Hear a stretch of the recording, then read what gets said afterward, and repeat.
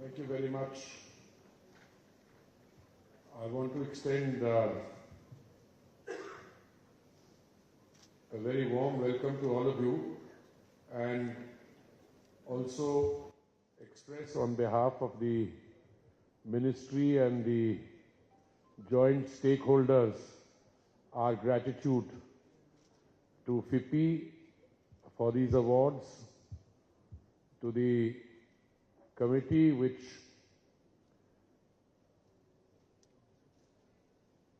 finally decided on the awards, doctors, professors Kakotkar, Mashelkar and Shri Pathan. At least with two of them I've had the privilege of working very closely, one on nuclear energy related issues and the other on intellectual property issues when I was ambassador to the United Nations in Geneva. And of course, Shri Pathan is a veteran of this industry. These awards were instituted, I'm informed, sometime in 2007. That is before FIPI in its present form came into being. And the 17 years of these awards and the kind of people who have been awarded, if you were to compile a list of those and the categories, I'm not just talking about the 20 categories today, that also tells the story of the transformation in the Indian industry.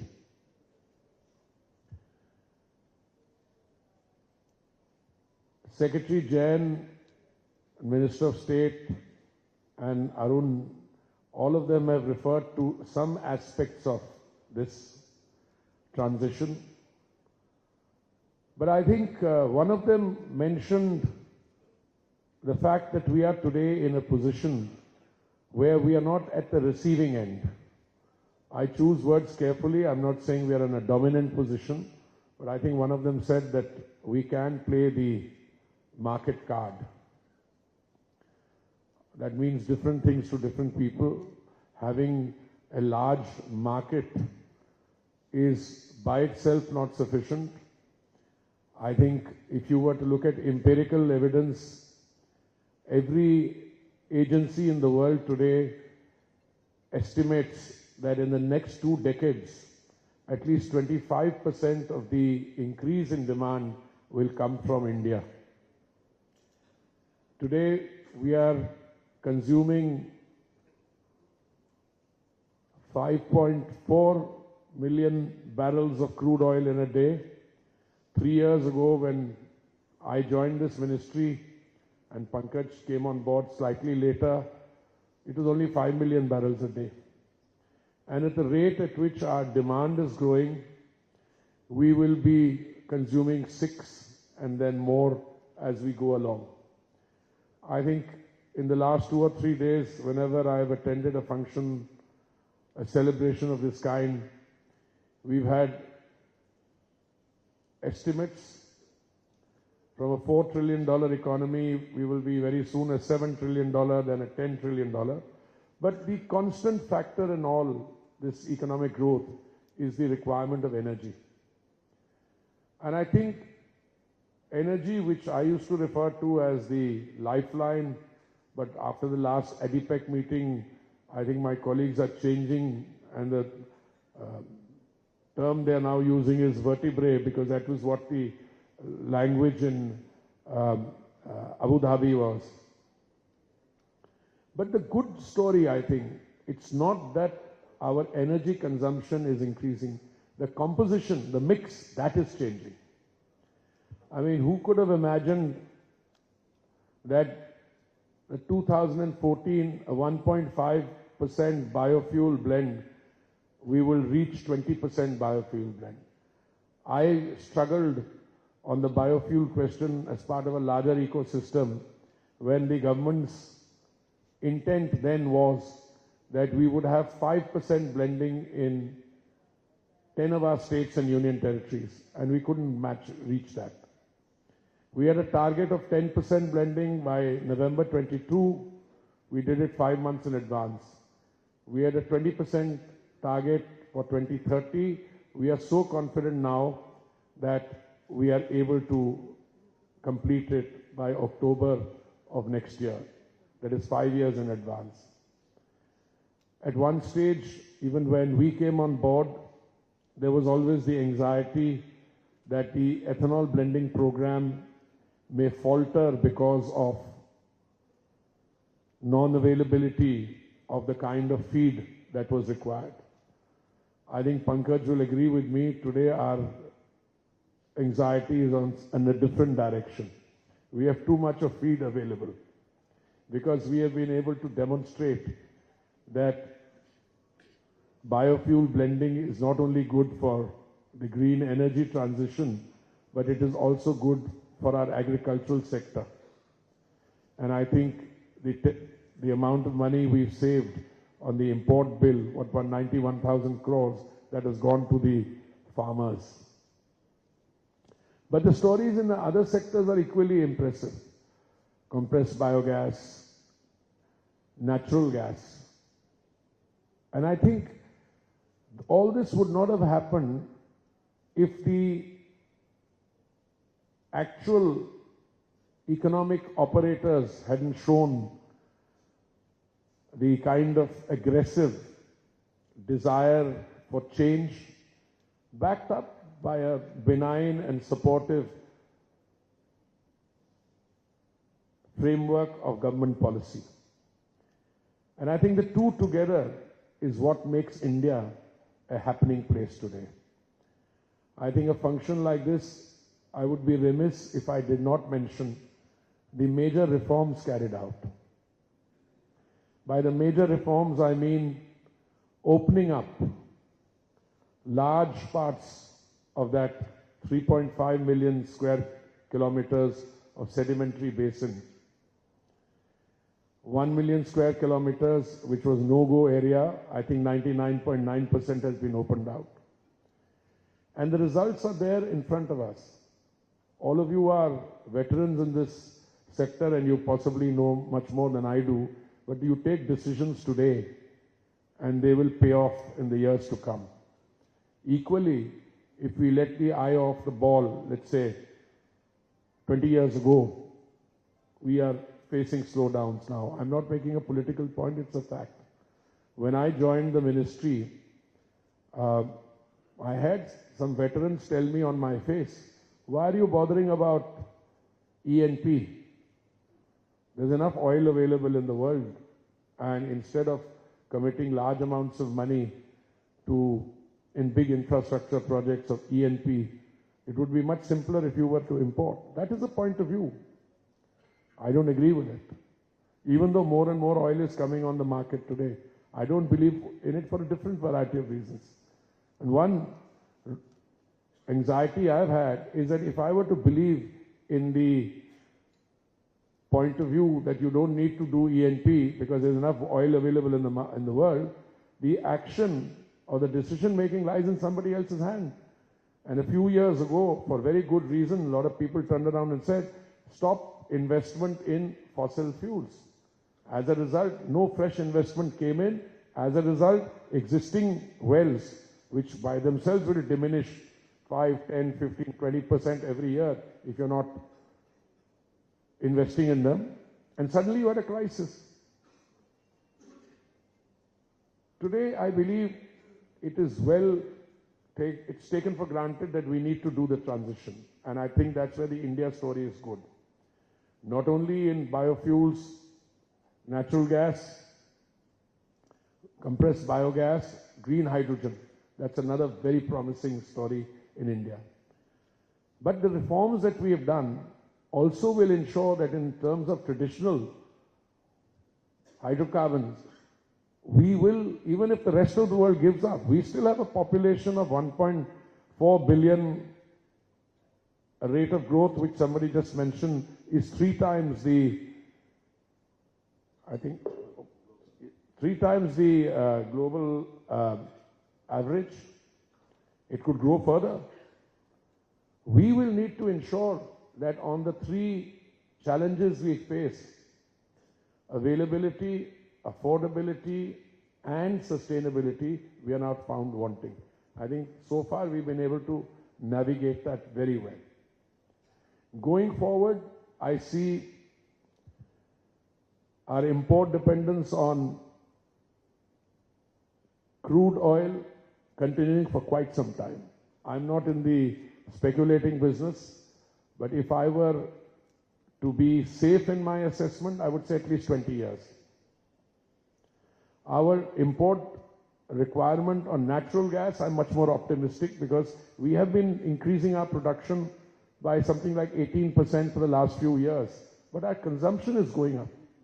Also, I think global availability of natural gas situation will ease. I think 2025 will be a challenging year, but not challenging to the extent that we can't. I think many of our oil companies, I look at our own, you're already looking at looking more long-term. We have long-term agreements with countries like Qatar. We had an agreement up till 2028. I think we extended it by what, 30 years or something? 20? 25 years, yeah. Now, there is more gas on the world. Come, and it will all be hopefully more reasonably priced. Our domestic operators, I know I have my favorite people sitting in the audience here, and I have to give them some headline. So you can say the minister struck a very optimistic note on availability of natural gas for domestic consumption. If you word it generally, it will cover the CGD sector, it will cover all the other priority sectors, and then of course you can leave the rest to your imagination. But genuinely, I am very positive on that. Earlier, the overall approach was that I'm sitting on a sovereign asset. Some people in the world still have that, by the way. By the way, let me make a general comment. More and more energy is coming on the market, and it's coming in a manner which we may not be familiar. Today, the Western Hemisphere is producing more crude oil than the places that we were familiar with. I mean, Guyana, Brazil. Brazil has a production of 3.3 million barrels a day. Another 400,000 barrels a day is coming on there. Guyana is a well-known story, so much so that I encourage people to say, look for oil and gas in the Andaman Sea. There is a Guyana or many Guyanas waiting to be discovered there. Canada, US produces 13 million barrels a day, and even before the celebration of democracy there, I was on record to say no matter what the outcome of the election, US will put at least 1 million barrels per day of crude on the market again. So more and more oil is coming. So if some people think that it's a sovereign right and you should leave it there, I think that will change. More and more oil will come into the market. How will that affect price? Well, if geopolitical uncertainties, and I'm choosing my words carefully, if those uncertainties are taken care of and the turbulence levels goes down, I think the more and more energy should be available in the world, including new green energy. So going forward, for countries which have ambitious plans for economic growth and welfare of their population, I think it's going to be easier, not more difficult, going ahead in the years to come. We went from production sharing contracts in 2016 to revenue sharing contracts. Oil and gas is an expensive business. If you talk to the oil majors, and there are not too many of them, they will turn around and tell you, all right, we're willing to come on board. But you can't have an attitude with them, which I found sometimes in the past. That's why they left. They're all right, if you find the oil, good, that's mine, that's my sovereign asset. Thank you very much for your services. So now I have to pay them back. So I tell them, if I want to do deep sea seismic surveys, there are 2 or 3 companies in the world which have that expertise. Our approach to them now is, please come and help us. Don't make any commitment. We will ensure that your goodwill and services are adequately compensated. And if we strike oil or gas, you will have the right of first refusal. And I think that changed narrative is beginning to encourage our partners, and we have backed that up by, in the next 6 months, I'm sure this will be ready. All the data will be available in the University of Texas in Houston. So major reforms like opening up 1 million square kilometers, and it's paid off. I digress from that. In the OALP, Open Acreage Licensing Policy Round 9, 38% of the bids were in that 1 million square kilometers. And I'm hoping that when OALP 10 comes, after we are able to pilot this amendment to the 1948 Act through Parliament in the next few days, then there'll be even more pronounced in terms of the OALP bid. And I'm told the OALP 9th round bids will be physically given in a month's time or so. They've already been announced. Another month or so. So this is work in progress. More than that, I think the good news is that today we are, with all humility, the burden of our message, or the main message that we are giving, is that, listen, we've had some interactions with you. My colleagues have gone on road shows. They've been to London, to Houston, to other places. We picked up points, but if there are any still points left, let us know. And in this draft piece of legislation which is before Parliament, and the fact is, you know, this 1948 law was designed not for the petroleum leases. It was designed for minerals, metals, the entire energy gamut. Now we realize that it required separation. So in 1957 we produced a separate one for minerals and metals. But we continued to be governed by the 1948, where the burden of the language, it still pulls you down a little, without a petroleum lease being, properly coordinated. So we are hoping to resolve that. And the message I give to most of our interlocutors outside, if there are any other points, please let us know. The idea is that this sector, both the transition, has to be accelerated, and I'm confident it will be. And when we move into natural gas and green hydrogen, in natural gas, I'm sorry, even though we talk about moving it from 6% to 16% in our overall energy mix, the real fact of the matter is that we are closer to the 6% than the 16%. In the exploitation of the sedimentary basin, I think we are doing better. But that also, again, these are you can decide on an objective, but to implement it, there is so much of gestation and implementation that is required. But all in all, that picture is looking very good. When these awards started, I thought maybe it was a feminist jury or something. But I'm delighted to see very young people coming up for awards, and in sectors and for things which are to do with innovation, which have to do with technology. I do a monthly brainstorming. Minister of State Suresh Ji and I had the last one. And what struck me in that monthly meeting, the last one, was the extent to which deep tech is being used. AI is being used. I mean, we only hear about these things on a on a peripheral basis, that they are doing it for refinery automation. No, but when you get into it in detail, a lot of AI and deep technology is being used. So I want to compliment all the stakeholders. I think I have to talk about IEW, even though there was a short presentation. But what struck me about IEW, and I want to share my assessment with you, is not the fact that it is rapidly grown. We had the first edition in Goa. in Bangalore.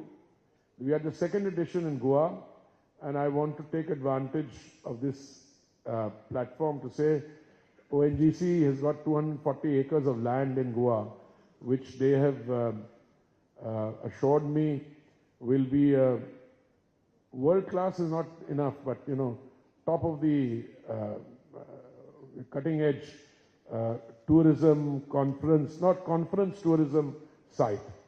And with the help of EIL and others, I think the 2025 third edition will be in Delhi, Yashobhumi, but the fourth edition in 2026 February will be in Goa. I have attended now in the 3 years that I've had the privilege of being associated with this ministry, many events, GasTech, ADIPEC, they are all very important platforms to provide opportunity for interaction. But I think IEW is in a special category because there we bring together not only the main stakeholders in traditional energy, new energy, but we bring together the technology people, the startups. I was very impressed. Two of our companies, I think it was BPCL and HPCL, they showcased domestically produced electrolyzers for the green hydrogen production also. And I have had, in the preparation for that, when I review the 2024 IEW, which was held in Goa in February this year, total amount of exhibition space was 18,500 square meters. In Yashobhumi, we have already, I think, reached 26,000, and we are going to take it up to 28,500 square meters. The exhibitors in IEW 24 were 600. We are now expecting more than 700. The delegates expected in Goa we had 45,000. This time we are expecting 70,000. Speakers we had 360. We have 500. Country pavilions we have more than 10 already sold, as against 6 there. So it's catching on. But what's catching on is also that you're taking the hardcore energy business, whether it is in the area of petroleum, natural gas, CBG, green hydrogen. You're now involving the IITs, the engineering colleges, the technology institutes, and there's a very heavy emphasis on young startups, etc. participating.